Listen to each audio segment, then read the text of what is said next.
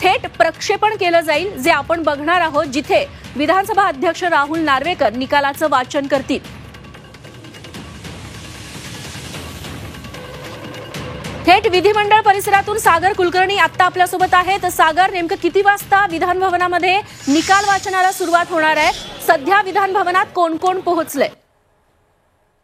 रेश्मा, काही क्षणातच विधानसभेचे अध्यक्ष अंतिम निकाल वाचन सुरू करतील असं सांगण्यात आलेलं आहे।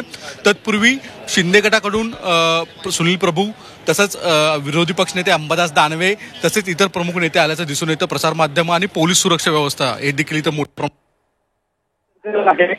तसंच राहुल शेवाळे हे देखील आलेले आहेत। एका बाजूला ठाकरे विरुद्ध शिंदे जवळपास हा 1.5 वर्षाचा, 1.5पेक्षा अधिक कालावधीचा जो संघर्ष आहे, प्रतिक्रिया त्याच्या जवळपास आवाज दिसून येतो की निकाल आमच्या बाजूला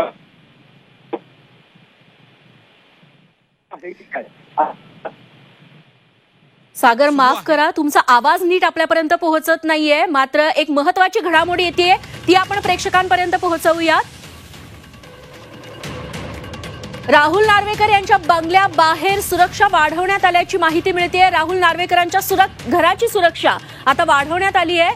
आमदार अपात्रता निकालाच्या पार्श्वभूमीवरती ही सुरक्षा वाढवण्यात आल्याची माहिती मिळते।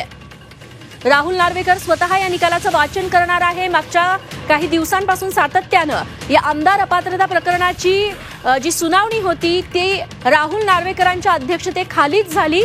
सुप्रीम कोर्टानं विधानसभा अध्यक्ष म्हणजेच राहुल नार्वेकर यांना या आमदार अपात्रता प्रकरणाच्या सुनावणीचे आणि निकालाचे अधिकार दिलेले आहेत।